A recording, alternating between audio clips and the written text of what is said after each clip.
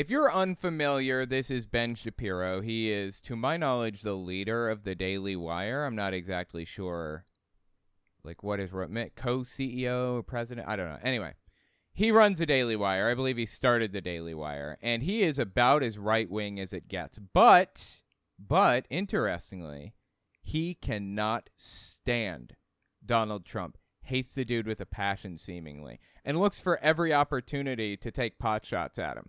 Well, there was a Republican debate recently, a primary debate. So we had, all of the Republicans that are running for office that know that they're going to lose, like Vivek Ramaswamy. Sorry, his name's pronounced Vivek Ramaswamy. Doug Burgum, I think, Ada Hutchinson, Tim Scott, all the no-name people that nobody is going to remember in a year or two, whatever. They all debated on stage, and Trump refused to show up. Trump decided to pre-record a conversation with Tucker Carlson and release it to Tucker Carlson's Twitter page, because that's what Tucker Carlson has been doing after being fired from Fox News. He's been doing a show on the Twit. Now, Ben Shapiro is about to absolutely shred Donald Trump and Tucker Carlson, as far as I can tell. I've seen bits and pieces of this, not the whole thing. And it's going to be deeply entertaining, so I want to give it a watch, see what he has to say. It's only like 12 minutes long or something. 5 of those minutes are probably ads, so I'll have to cut those out later. Anyway, one more thing I did want to mention about this. Tucker Carlson claimed, and Donald Trump, they claim numbers of like 230-something million people tuned in to watch Trump's discussion with Tucker Carlson. That's nonsense, okay? That's not how Twitter works. That's not how Twitter has ever worked. It has 230-something million impressions, meaning it was pushed out to a bunch of people. I'm sure it was advertised to a bunch of people. Plus, Tucker Carlson has a large platform, so naturally he's going to get more impressions than the average person. And as people scroll past it, boom, it counts as one of the impressions. I have a video that I tweeted out a while back that has 20 million impressions, but only 4 million views on it, like actual views. And the people that watched longer than 10 seconds is even lower than that. It's in like the 300,000s or something. So I'm guessing Donald Trump, just taking my numbers that I just gave for the statistics that I have for a viral clip, that's 20% of the impressions are going to watch for 10 seconds. And then a further 10%, we'll say 10%, are actually going to watch longer than 10 seconds. So if we got 231 million impressions on this Tucker Carlson interview with Trump, say 20% watched for 10 seconds. It's 46 million people watched for 10 seconds, which means like they're scrolling by and then they see a video they watch for 10 seconds. They're like, oh my God, this is boring. I'm not watching this. And then maybe 4.5 million people sat there for longer than 10 seconds and watched part of it. Those are probably the real statistics. I'm saying this as somebody who's been in social media for 8 years, and I know how impressions and unique views and things like that work. I'm guessing Trump got 2 to 5 million views on his thing, maximum. And I'm talking over 10 seconds. I'm not talking they watched the whole thing. Out of curiosity, let's see how many people watched the debate. According to like some services, Fox News and some other, people that calculate this stuff, Nielsen, I think, maybe, 12.8 million people watched the first Republican primary debate. So 4.5 million, I'd say, maybe, give or take, watched at least more than 10 seconds of Trump's interview with Tucker Carlson. 12.8 million, according to Fox News. You take it with a grain of salt. Tuned in to the actual Republican debate. So, like I said, take those numbers with a grain of salt. Take everything that I say with a grain of salt. Look it up yourself. Be skeptical and all that stuff. It's better to just look it up yourself to be sure of this stuff. But I think the Republican debate, in my humble opinion, probably got a lot more attention than Donald Trump's thing got. So anyways, Ben Shapiro of the Daily Wire decides to talk about Tucker Carlson's interview with Donald Trump. Now, I didn't watch the interview. It wasn't worth my time. But let's listen to his breakdown of it, see what he had to say, because I heard it was actually pretty funny. And, while we watch this, we're going to play some Final Fantasy VIII. Starting a brand new game. I guess I'll just overwrite the old one. I mean, why not? It's super old anyway. All right, let's give this a listen. Quick editor's note. If there is a video like that, any full motion video in this game needs to be cut out. And any audio of this game at all. Squaresoft, Square Enix now, whoever owns the intellectual property, are copyright hawks. All right, let's listen. That was just a quick editor's note. Alrighty, folks, while the Republicans were having their debate for, the people who are not Trump, Trump was actually just counter-programming it with Tucker. Donald Trump assessed this debate in his own way. As you would predict, he was a big fan of Ramaswamy, which demonstrates once again that he is not running against Ramaswamy, nor is Vivek running against him. Yeah, I like that he pronounces Vivek's name correctly. That's actually how it's pronounced, but everyone calls him Vivek. It's Vivek. Anyways, of course Trump likes Vivek Ramaswamy. Because he doesn't say a bad word about Trump, and he holds all of his positions. He's obviously either trying to be his vice president, or he's trying to take a position in his cabinet, or something like that. Again, Final Fantasy VIII is playing in the background right now, but it's the opening sequence, so you guys aren't going to be able to see it. I apologize. Squaresoft, Square Enix, or whoever owns the intellectual property now are just hawks about this stuff, so... Once the full motion video opener is over and we actually start playing, I'll switch over to the game so you guys can see it too. Yeah, at one point tweeted out, this answer gave Vivek a big win in the debate because of a thing called truth. Thank you, Vivek. No, Vivek was not truthful in any way. He propagandized the entire time and lied and supported Donald Trump through everything. It was ridiculous. Quick interjection. I won't take long. I just wanted to tell you guys, YouTube's algorithm operates off of a few factors. Watch time, whether or not you subscribe, and whether or not you like something. So if you really want to help my channel, I would appreciate it if you guys watch the video to the end. If you don't watch it to the end, just watch a little bit longer than you would have otherwise. I would appreciate that very much. All right, let's get back to the video. Haunted Shadows Legacy. Seriously, copyright hawks? You mean fair use ignorers? Yeah, that's a good point. I think in this case, I'm actually not... I don't fall into fair use categories with this. I think that it is a violation of their intellectual property, but it's a mild violation that they're okay with. Just not the full motion videos, basically. To my knowledge, I think that they are free to, because I'm not criticizing it. It's not parody. It's not news reporting. It's not commentary. I'm just playing it. Now, I don't believe the law should operate like that, but I believe that's what the law is. I think I should be allowed to play a video game if I want, because it's, I'm contributing my own thing to it or whatever. But that doesn't seem to be the law currently. Okay, looks like the full motion video has ended, so I'm going to switch to the game, and you guys can watch me play it. All right, let's keep listening here. Truth. Thank you, Vivek. That would be with regard to Vivek explaining that he was the best president of the 21st century. Of course, again, Trump, I think, had a pretty good time probably watching the debate. And to my knowledge, Ben Shapiro does not like Donald Trump at all.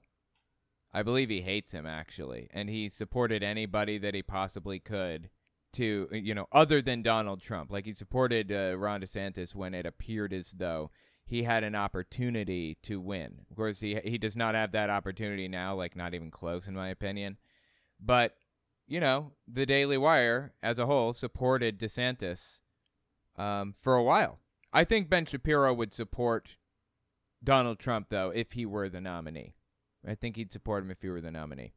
Another full motion video. I have to remove it. I'm sorry, guys. That's just how this works. They pick up on this shit, and they're like hawks about it, so. Yeah, he was attacking Chris Christie. He was attacking Nikki Haley a little bit. He went talking about Vivek, presumably, or is he talking about Trump? I'm not sure. Went after, for sure, DeSantis. But overall, nothing really happened in the debate that I think shook Trump's lead. Meanwhile, Trump's surrogates were complaining that they were blocked from the spin room, which they should be blocked from the spin room. If your candidate doesn't show up for the debate, you don't get to go to the spin room and then jabber about the other candidates. Kind of absolutely. I don't know if you guys heard this, but basically Donald Trump has surrogates, right? Like every presidential candidate has surrogates, basically. Bernie Sanders has surrogates. They're just people that represent the candidate in their stead. So Marjorie Taylor Greene, I think, and Donald Trump Jr. are Donald Trump surrogates. They can go around and they can communicate Donald Trump's positions in his stead if he can't make it for one reason or another. Now, I guess Donald Trump Jr. and Marjorie Taylor Greene, I believe, showed up to the debate, like the Republican debate, and they wanted to be like go in and talk to the other candidates and be on camera and all that other stuff. It's called the spin room, where you get to be on camera and talk to, you know, news, whatever, about like news networks about what you believe and all of your stuff and how you felt about how the debate went and stuff like that. Well, of course you're not going to be allowed into that room to you know, talk to the news cameras and stuff as a surrogate of a guy that didn't even show up to the debate. Are you kidding me? Of course you can't. Is this a surprise? And Donald Trump Jr. threw a fit. Oh, my free speech. Freedom. Marjorie Taylor Greene, of course, threw a fit about it too. Oh, I'm not free. They're not letting me be free. I want to get into this room to stand in front of a camera and talk to them and take advantage of the free press. But it's just ridiculous, dude, honestly. Ridiculous. But here was Don Jr. complaining about it last night. Right now, trying to ban people from actually having discourse about politics. No, that's not what we were doing, okay? That's not what anybody was doing. You're free to have this discourse about politics to your heart's content. Your dad didn't show up to have that conversation. I got myself stuck in a tutorial. This happens every time, dude. I already know how to do all this stuff. I wasn't even paying attention. I was just clicking buttons, and somehow I ended up in a tutorial, damn it. This happens every time. Okay. He was perfectly free to show up if he wanted, and he chose not to. Donald Trump chose not to. If Trump had shown up to the debate, you guys might have been allowed in this room to talk to the reporters and all that other junk. He didn't, and you weren't. So deal with it. How un-American. Probably shouldn't surprise any of us. How un-American, he says. But that's what it is. I've been told by others that I would be able to go in. So they said we were able to go in, then they said they weren't. Wait, who's they? I've been told by others, he said. Who told you that? Exactly. Who specifically said that? Was it one of the administrators of the debate? Was it one of the people that like runs the whole thing that had the authority to allow you into this room to talk to cameras about how the debate went and everything? Or was it just some random jagoff? That's Jagoff. Don't give me a hate speech strike or anything, YouTube, or a strong language strike. Jagoff. Something you hear a lot in New York City. You friggin' jagoff.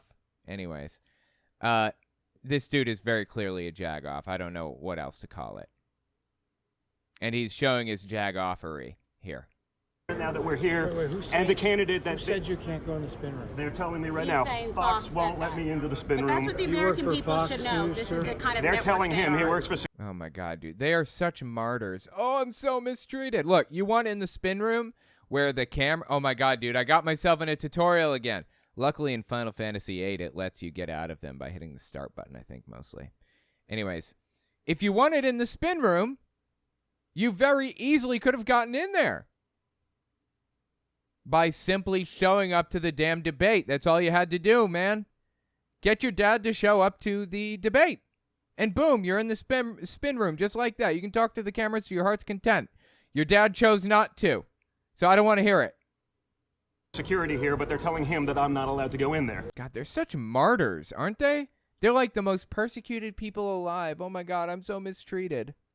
Because the candidates that Well, I they've mean, if your been dad showed boosting up to the while debate, you could go. simultaneously I trying to cut don't down understand. Trump For the last, Right, you can hear Ben Shapiro in the background saying that. what, 2 years? Didn't perform as they had hoped. So they can't have someone who can maybe be a representative of my father. Just like a few weeks ago when I was canceled after the first indictment, I was scheduled to go on. And about 5 Okay, no, minutes before I'm I sorry. found This out is silliness. This is silliness. Yeah, it is. It is silliness. Yes, absolutely. It's ridiculous. Isn't it funny how Ben Shapiro can tell when something is absolutely ridiculous? Like, honestly. Just absurd on every level. Like, everything that's being said right now is ridiculous. It's so interesting that Ben Shapiro can tell that now when it's coming from somebody he doesn't like, but for some reason he can't tell that when it's from somebody that he does like. Isn't that fascinating?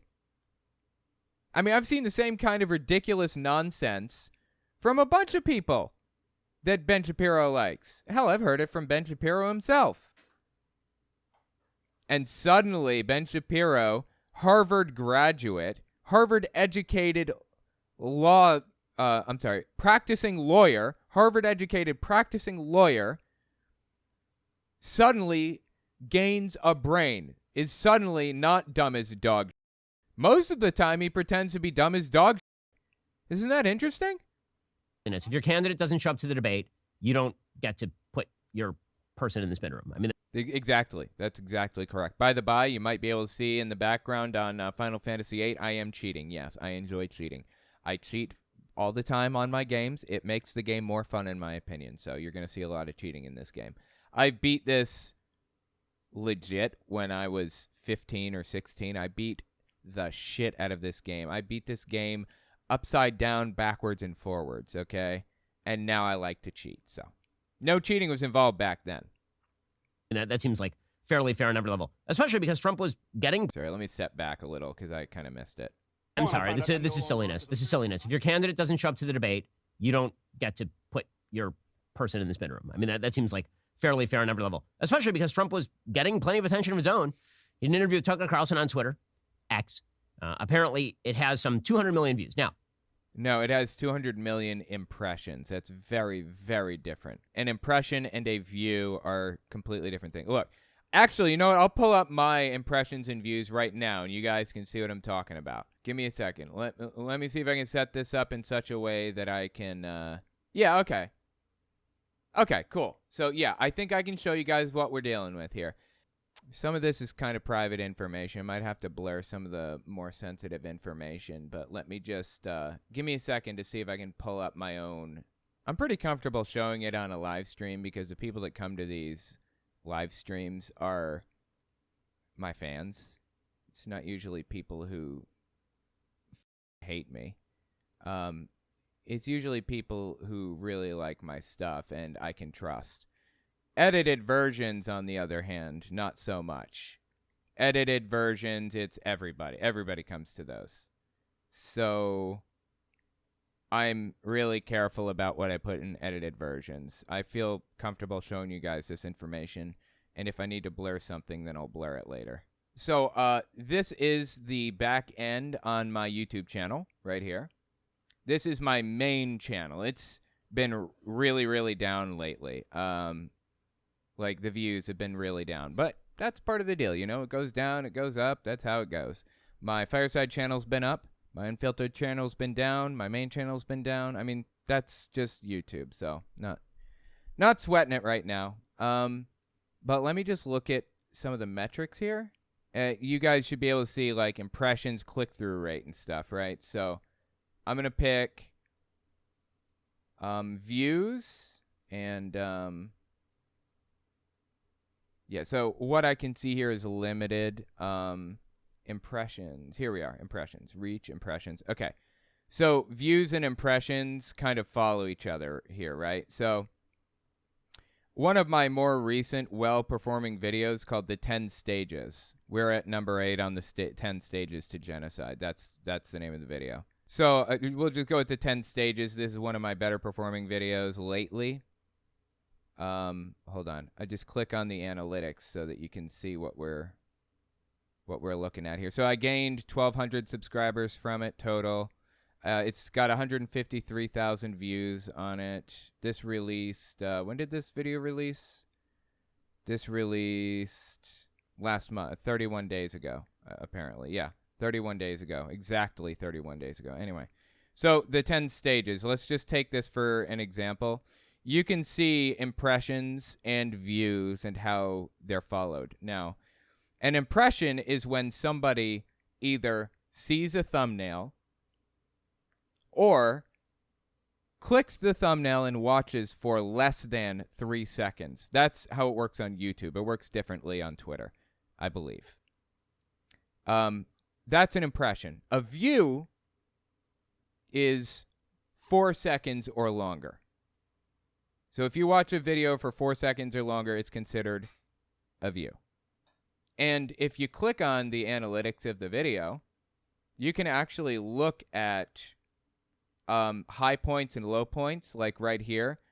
Audience retention. You got below typical retention for this video, apparently. That's kind of weird. So at 43 seconds, 59% of the people who started watching the video were still watching at 43 seconds.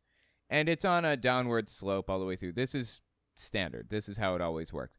19% of the people watching the video made it to the end. That's standard. Now, as far as impressions go, I used to have a useful little tower here. Where is the useful little tower? Impressions click-through rate. Okay.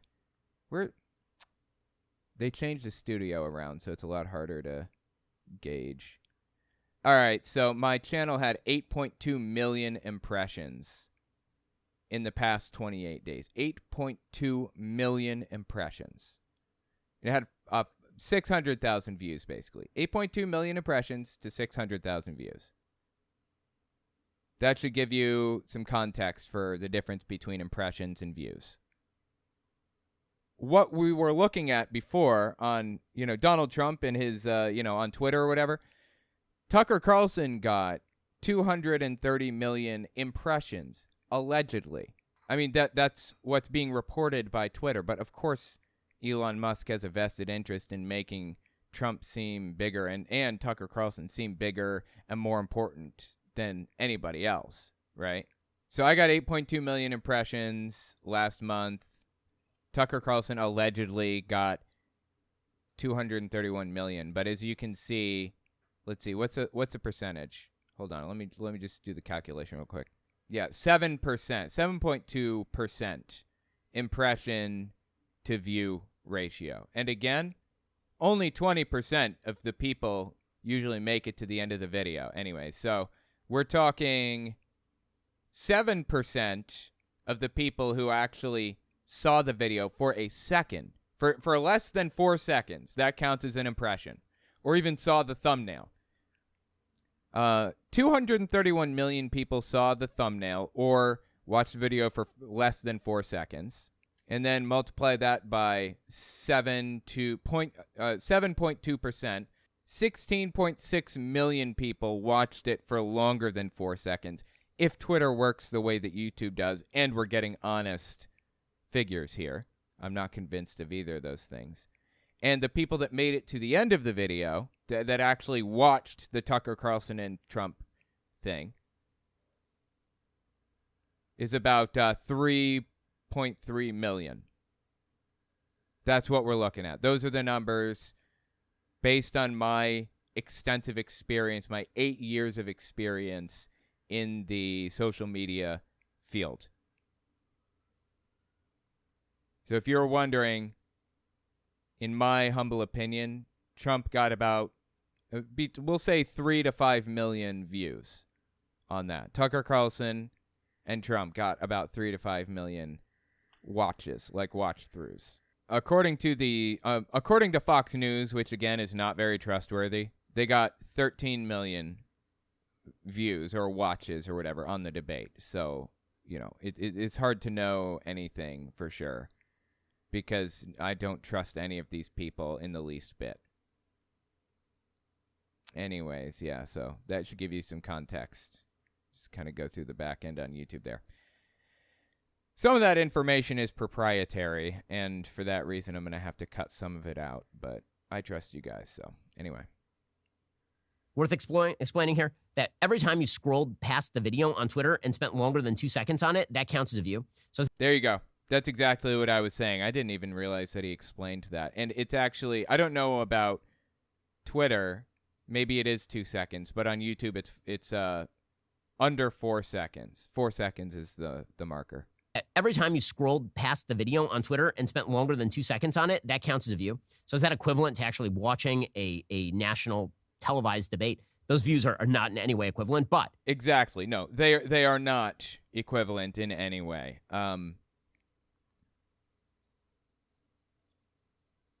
Again, like it's like the difference between Greg Locke having 1,000 people at his church and me having 1,000 listeners on YouTube. Of course, I don't get 1,000 listeners. I get, 100,000 on a video, like long term. When I edit the video and I upload to my channel or whatever, I get 100,000 views on it. But just hypothetically speaking, I mean, think about the difference here. Greg Locke got an investment from 1,000 people. It wasn't as simple as somebody just clicking a button and watching what I talk about. The way that, the way that people do when they see my thumbnail. You just click on it and watch it and click away whenever you want. In Greg Locke's case, these people had to get in their car, drive to his church, in some cases even move there, spend money on gas, spend money on, all kinds of things. Maybe, I don't know, ticket price? I have no idea. It depends on what's happening at his church. Put money in his collection plate, sit there and listen for an hour. They pretty much committed to listening for at least an hour of him talking. Only 20% of people make it to the end of my videos, and that's average. That's normal. That's not like exceptionally low or anything. In fact, that's kind of high. A lot of people make it to the end compared to how many people make it to the end of most YouTube videos. So anyway, the point is there's an investment difference, right? If you're going to sit down and watch a video, or watch a debate for 2 hours on Fox News, there's a deeper investment in that than there would be just scrolling past Donald Trump's interview on Twitter with Tucker Carlson. It takes a deeper investment to have like a cable package or to pay for Fox Nation the way that I do, $6.99 a month or something like that. It's just a different investment, different experience. I mean, even sitting here watching, I have a number that shows concurrent viewers, and it fluctuates, goes up and down, up and down, up and down. Sometimes my concurrent viewers are 300, sometimes they're 200, sometimes they're 500. Hell, on some of my channels, sometimes they're 2,000. I mean, it completely depends on what's going on and what people are doing and what they care about and whatever, what I'm talking about. That's just how it works. So, anyways, Donald Trump has been doing everything that he can to portray himself as like somebody that's doing better, but he's just twisting this stuff around to make it seem like something other than what it actually is. Now, like I said, I've been in this industry for 8 years, and I understand how this stuff works.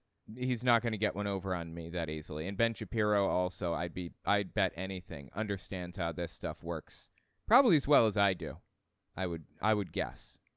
The national televised debate, those views are not in any way equivalent, but those are a big number nonetheless. And Trump, had it easy. Tucker asked him 0 hard questions. Tucker did not press him on pretty much anything. It wasn't a serious interview. I mean, I've seen Tucker do serious interviews where he asks hard questions of people. I've never seen that before, but okay. I'll you know what? I'll grant it. We'll go along with it. Go on. This was clearly not that interview. Agreed. It doesn't mean that Trump wasn't funny. So for all those who think that Vivek is another Trump, I don't think anybody's another Trump. Trump is a deeply funny human being. I mean, the guy has like a real sense of humor. Yeah, he does. I agree. Trump does have a sense of humor that is unmatched. It's very unique. And he's also like a caricature of like what a poor person thinks a rich person is. I mean, he's a ridiculous human being on every level. And I honestly don't know how he wakes up in the morning. He's a clown. He's like a clown. He even puts makeup on his face every day. Orange makeup. Donald Trump is effectively a clown. And I really don't know how Trump goes out there every day and holds his head up high and thinks that he's killing it. Trump is an embarrassment. Like, if I were Donald Trump, I would be embarrassed to be me, you know? The contrast is sort of Trump is the 7th grade bully who says things about people that are inherently funny. Right? He's the guy who makes fun of that guy for being fat, and he's the guy who makes fun of that guy for being slow, and he's that guy. Yeah, okay. Well, sometimes Trump is actually funny and not just a fool, but that's neither here nor there. Vivek is the guy who got into Harvard, lets every single person in the room know about it, and then makes fun of you for owning like a 1987 Honda Civic while he has a Benz. Okay, I've never seen Vivek do that before.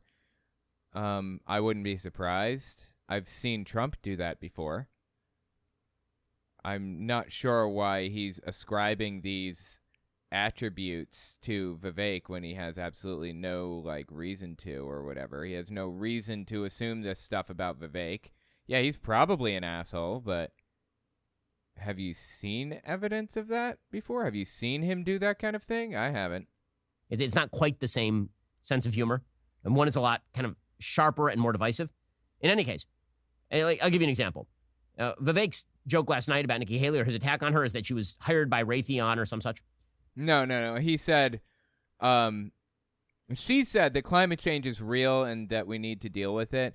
And he said, oh, you're trying to line yourself up for a job with Raytheon, I can see, or something to that effect. That's what it was. Trump's attack on Joe Biden is that he looks like he walks on toothpicks, which is hysterically funny. Here's Donald Trump last night. But he's a corrupt person, so corrupt that I took the name off Hillary. You know, I don't do two people at one time. I took the crooked Hillary and I retired the name. That was a good day. I mean, it's not funny. It's just it's like a caricature. It's not funny like ha funny. It's funny like, wow, you're stupid funny. You are a clown of a human being that literally wears makeup. That it's that kind of funny, not ha funny. But okay. I bet she was very happy. And I used it for Joe because it's Crooked Joe. But Joe is really... But you don't think he's going to make it to November of 2024? Well, I think he's worse mentally than he is physically. And physically... Okay, well, you're simply incorrect. Joe Biden is not suffering from any kind of dementia of any sort. And honestly, neither is Donald Trump. Neither of them are. You know how I know? Because when all of this dementia stuff started, it was about 6 years ago, right? When you start going through dementia or you start going through Alzheimer's disease or something like that, it takes about 2 years to pass through each stage, and there are 3 stages. The final stage, you are literally incapable of communicating, or you have no clue who you are or where you are or what's happening or around you or anything, and you have to usually wear adult diapers because your mind is just gone at that point.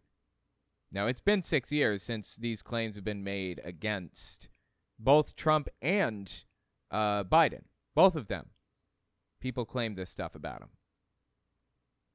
And they're both just as cognitively functioning as they were 6 years ago. So it's made up. I'm sorry. Donald Trump is not suffering cognitively any more than we would expect to see somebody suffering cognitively at that age. It's common to see people decline cognitively at a certain age, sure. But, you know, Donald Trump is not, there's nothing crazy going on in the dude's head. It's not and neither is Biden. Biden is perfectly fine. They're both perfectly fine. But Joe is really... But you don't think he's going to make it to November of 2024? Well, I think he's worse mentally than he is physically. And physically, he's not exactly a triathlete or... Oh, Donald Trump is a triathlete, so, you know, he wanted to point that out about Joe Biden, that he's not a triathlete. So, I mean, is this a challenge? Can we take it as a challenge? Donald Trump going to challenge Joe Biden to a triathlon, and whoever wins gets a presidency? I'd love to see it. Joe Biden would win that, by the way. Joe Biden is actually very active and keeps up with his health and works on it and everything. There are companies, apparently, I didn't know this, you can pay these companies to, okay, I'm going to try to skip this. Okay, I managed to skip it. So, I'm so glad they added that functionality to Final Fantasy VIII to skip tutorials, because that's really frustrating. Anyway, there are companies you can pay to determine when you're going to die, basically, based on a number of factors. The factors are how much exercise you get in, what you eat, and how old you are, and things like that. And these companies, there's a scientific analysis. These companies analyzed on Joe Biden's behalf and Trump's behalf, they analyzed the two of them to see how healthy they are. And according to these scientific analyses, Donald Trump, though being younger than Biden, is likely to die about a year and a half before Biden does. Kind of interesting, right? But I forget what it is. Something like a 92, 93% chance that Biden is going to make it through his next term just fine. Because he exercises. Because he eats well and he takes care of himself and everything. Yeah, he's older. But if you get to a certain age, you're likely to make it even further. So, anyway, this nonsense about, Joe Biden being unhealthy, cognitively gone, or whatever, it's all just garbage, all of it. Like, come on. Any kind of an athlete, you look at him, he can't walk to the helicopter. He walks. He can't lift his feet out of the ground. No, he's perfectly fine, actually, but okay. Grass, it's only 2 inches at the White House, right? That's not a lot. But you watch him, and it looks like he's walking on toothpicks. So, and then you see him on the beach where he can't lift a chair. Those chairs are meant to be light, right? They're like 2 ounces. Yeah. You lift him up.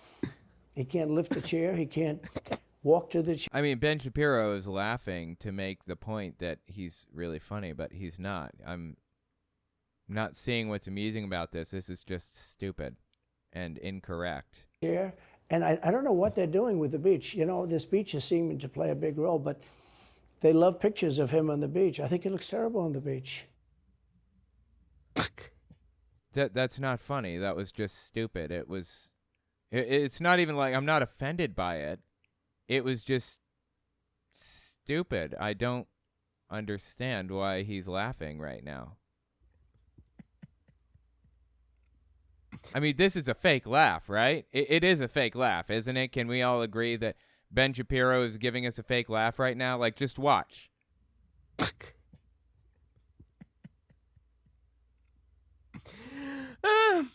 I mean, it's fake, right? He's faking this because it just wasn't a funny thing to say or do or whatever.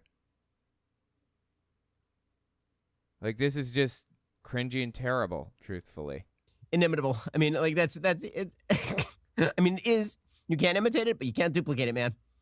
He is an insult comic, right? I mean, that's what the guy does for a living, and he insult comicked his way to being president of the United States. Whether he can do it again is another question. But I mean, like, no one on the stage can do that, obviously. Like, is that a quality that you need in a president? Probably not. Is it really funny? Yeah, it's really, really funny. No, it's not. It wasn't funny at all. It's not that I'm offended. Again, it's not about offense. It's just not amusing. And now Ben Shapiro is going to go into like 15 minutes worth of advertisements, I think. Let's see what he's got going on here. Let's talk about the fact that your cell phone, it's in desperate need of replacement. I knew it. I knew it was going to be an advertisement every single time. Okay, we're going to jump through. He's got his stupid little... God, he's always got 2 advertisements lined up like this. My God. Yeah, I'm going to cut out any advertisements because I do not want to help Ben sell any of his stuff. Not that you guys would probably, but there will be Ben Shapiro fans that come here to hate watch me eventually. And I don't, I don't want to encourage that. So, yeah. I don't want to assist Ben in selling his stupid garbage.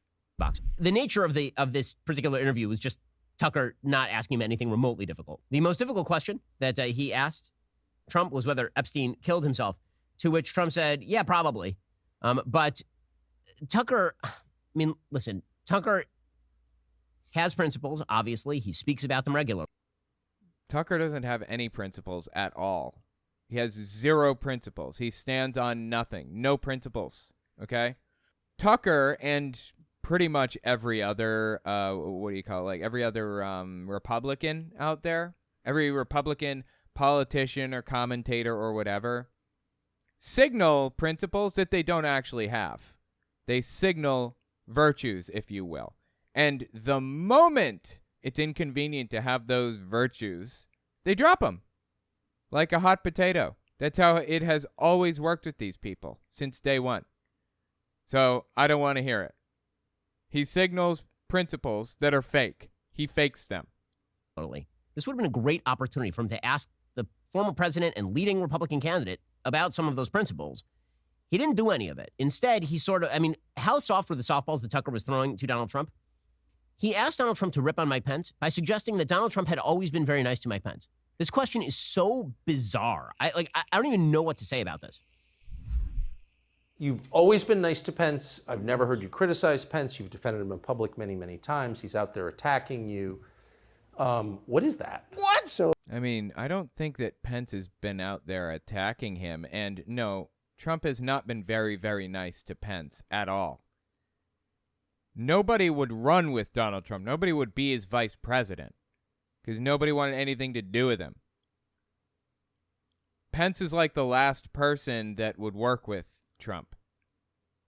And it actually worked to Trump's benefit to have Pence because everybody viewed Trump as like an immoral, like scandalous rapist, which, by the way, was proven in a civil court recently that he is, in fact, a rapist. But that's neither here nor there. Everybody viewed him that way because of a lot of comments that he made not too long ago. So getting an evangelical extremist in to kind of shore up your weak parts, that was an intelligent move. As far as I can tell, it was just about the only person that he could get to work with him, but that's neither here nor there. But Donald Trump directly put Mike Pence's life at risk. Donald Trump almost got Pence killed. He was seemingly trying to on January 6th. There were gallows standing outside. And when Pence didn't do what was unconstitutional and what Trump wanted him to do to violate the Constitution, Trump said, basically, Pence has betrayed us. And that was like a signal. Public many, many times. He's out there attacking you. What is that? What? So Mike wants to run for president. You got to understand. In my opinion, oh my God, that's so annoying. Ben, just tell us.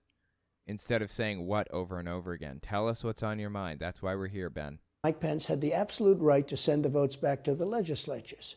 Okay, it's not an opinion thing.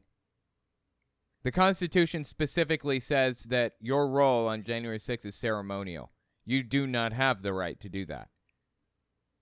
December 14th is the date, or 18th, I don't remember, when states must have everything cleared up and certified and resolved.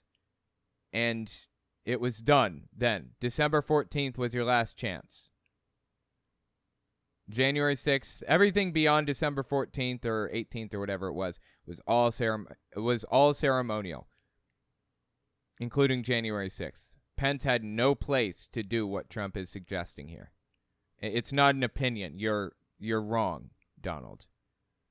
What is that? What? So Mike wants to run for president. You got to understand.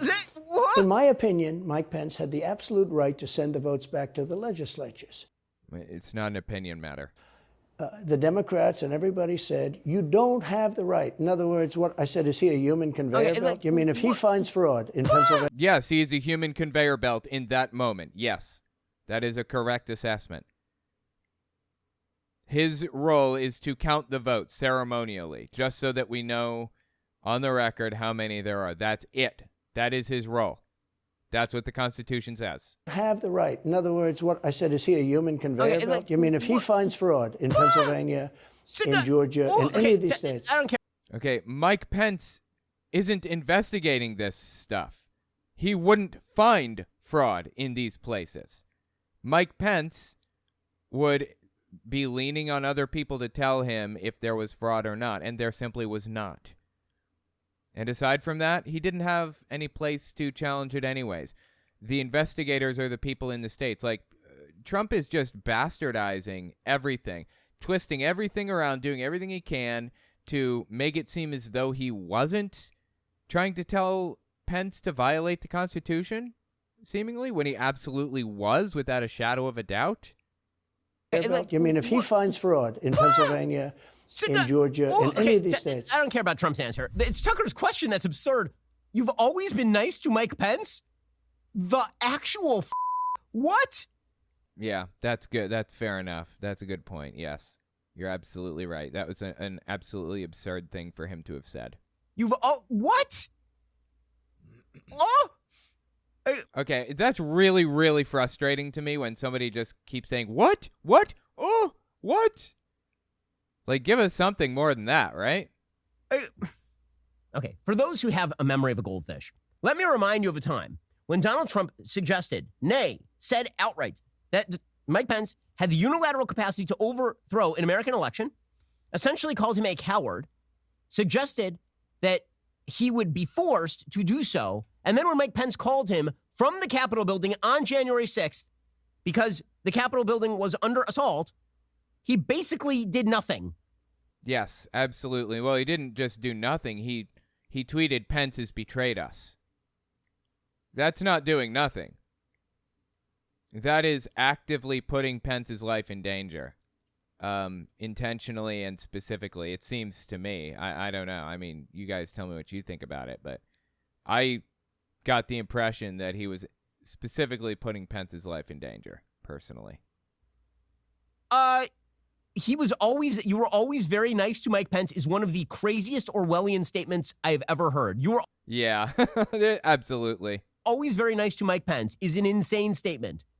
That's like truly, that's a crazy, crazy question. But that was the nature of this. That was the nature of this interview, which again, softball interview on Twitter. Did it counter program Fox? Not really. I watched both, but I doubt very many people actually did.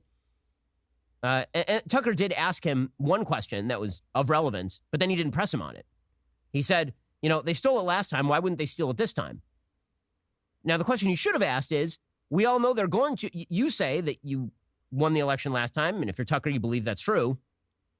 Ben, like I said, Ben does not like Trump, to my knowledge. As far as I can tell, Ben can't stand Trump. And he doesn't believe that there was fraud on a systemic level, or certainly not enough to, like, flip the election or anything. So, I mean, that's my understanding of it. I don't know. I guess we'll see as he elaborates here. You say that you won the election last time, and if you're Tucker, you believe that's true, apparently, or you at least believe enough of it that you're willing to say it. The question to Trump should be, okay, how are you going to unsteal it? Right? I mean, that's like a question that whether you love Trump, whether you hate Trump, like, that's a really good question that Trump has never answered. You say the election was stolen in 2020, but you won. But it was stolen, but you won. So let's say the same thing happens this time. What is your plan to unsteal the election? Can you name how you're going to overcome all of this? Can you lay out, like, your electoral strategy? How are you going to get out the vote? What kind of budgeting are you dedicating to, say, grassroots organizing? What sort of budget are you dedicating to your legal team? What sort of legal measures are you preparing? Do you have ballot watchers? Do you have vote counters? Like, how exactly is this going? Like, that would be a useful question. How much? Yeah, absolutely agreed with Ben Shapiro here. Can't believe I'm saying that. But yeah, I agree. Of your Trump campaign fund is being dedicated to, say, your legal expenses in Georgia, as opposed to building up the infrastructure necessary to preserve an election that you win if you say that you won 2020. Is that the question Tucker asked? No. He asked him the question of, like, why are people so mean to you? And immediately after the election, they met rhinos, could name them all, and Democrats. Could name them all, he says. I thought basically everybody was a rhino except for the people that you didn't like. Or that you did like, I'm sorry. So, are people rhinos? Is everybody a rhino or not? I thought there were too many to name. And they approved legislation that takes away the right of the vice president to do it. So I said, You're right. Okay, let me explain what Trump is talking about here. If you're watching this 5 years in the future and you're not, you weren't following it at the time. The Constitution directly draws out the vice president's role in the January 6th thing. Like, what is he supposed to do? And the answer is, his role is purely ceremonial. He is supposed to count the votes. Simple as that. That's what the Constitution says. He doesn't have the right to whatever, to do anything. He doesn't have the right to send it back to the states or any of that stuff, right? The way that Trump wanted him to. I mean, that's pretty clear in the Constitution. But you know what? Just for good measure, after the January 6th stuff happened, there was a bipartisan effort to guarantee that these, that this wouldn't be a question in the future. They passed a law, or tried to pass a law at least. I'm not sure if it passed or not. I think it did. That would guarantee that, vice presidents are not allowed to do what Trump wanted him to do. Their role is ceremonial, and they wanted to basically erase any possibility that maybe the vice president, any interpretation could be taken that would read the way that Trump read it. That's basically what he's talking about right now. I don't know if that law passed or not. I don't remember. That takes away the right of the vice president to do it. So I said, I mean, the role didn't exist, or the right didn't exist. It's just guaranteeing he can't now. So you're saying I was right? No. Vice president? They're saying you tried, and we're going to make sure that nobody else can try in the future. You okay with Kamala Harris contesting states' rights and all that stuff, the states' assessments or whatever you want to call it? Are you okay with that in 2024? Maybe Kamala Harris doesn't want you to be president, so she's going to send it back to the states. You okay with that? Of course he's not. Because it's a ridiculous thing to say. It's a ridiculous position to hold. Donald Trump ran a coup against the U.S. government. I can't even believe that the U.S. government even survived, that democracy survived. It was because of a total of maybe 3 people positioned in specific spots that were not loyal to Trump, but were loyal to the Constitution. And they were Republicans. That's why his plan failed. That's it. So I said, so you're saying I was right. The vice president did have the right to do it. And they said, no. Yes, he did. So no, who said that? Who is they? Are they in the room with us right now, Donald? No, nobody said that. So I said, so you're saying I was right. The vice president did have the right to do it. And they said, yes, he did. So I don't know who they is. If you're saying they stole it from you last time, why wouldn't they do the same this time? Oh, well, they'll try. They're going to be trying, yeah. And not only me, These people are sick. They will go after them. And a lot of people say they won't be able to hold up. I do get credit for holding up quite well, I must tell you. I think it's... How do you do that? How do you get indicted, every week and stay cheerful? I think it's a lot easier because I'm so high in the polls, because it means that... Well, he knows that he's basically invincible because he's never faced accountability in his life, and he's at the end of his life anyways, so no matter what, he's not going to spend a day in jail probably. He knows he can delay long enough to live out the rest of his life somewhere else. And by the way, to my knowledge, he recently even said if he wanted, he could take his jet to Russia and just live in Russia for the rest of his life. He said that in a tweet. I think he said, but I'm not going to do that because that's not the kind of guy I am. But he said he could, and he's correct. He totally could, and he'd be out of the reach of the U.S. government, too. Putin would bring him in with open arms and protect him to his dying breath. He would. The people get it. The people see it's a fraud. Okay, so that's what the entire interview was. That's not counter-programming. I'm sorry. That really is not. It's just a propaganda 45-minute softball for Trump. That's all. Yeah, absolutely. See, Ben Shapiro's not an idiot. He just plays one on YouTube. That's all. He knows when things are propagandistic and when they're not. He knows when things are softballs and all that other junk. He knows. You cannot convince me. This dude's not stupid. A Harvard graduate, okay? He's not stupid. He knows. But he just likes to pretend he's stupid. That's all. That's all that is. Just realistically speaking, that you may love it. Maybe that's your bag, but that's what it is. And that, how are you simultaneously so brave and yet so humble? Yeah, that's pretty much what it was. Exactly. Those are the questions that were asked, pretty much. And that's what that interview was. Are you tired of the lies and the twist? No, okay, so I guess that was the end. I don't know. It was kind of fascinating, actually, to watch Ben Shapiro's breakdown of this. absolutely absurd that he, this is like the only area in which he sees this problem at all. He doesn't see this happening anywhere else in the Republican Party. Didn't see, Fox News apparently completely trustworthy because they don't do this at all. It's just, really? He's just, Ben Shapiro is a propagandist for the right, plain and simple. There's no getting around that. He's a propagandist for the right, and he knows he is too. Indy Gross, Tucker, Shapiro, Trump, who would you choose for president if they had to have MTG as vice president? Marjorie Taylor Greene. Thanks for everything you do. Oh, I appreciate that. I would choose Ben Shapiro as president rather than Tucker or Trump because I don't think that Ben Shapiro is an idiot, and I also don't think that he is working for some other group. Like, I believe that Tucker is being paid by Russia. I truly, to the bottom of my heart, honestly believe that. And I also don't think I also don't want Trump for obvious reasons because he's willing to overthrow the U.S. government if that's what it takes. So Shapiro's probably who it would be for me. Marjorie Taylor Greene is vice president. I think he hates Marjorie Taylor Greene, so that would be perfect. They would never get along with each other. Never. They would fight like cats and dogs. So anyway, yeah, let me know what you think about that in the comments. Just absurd, man.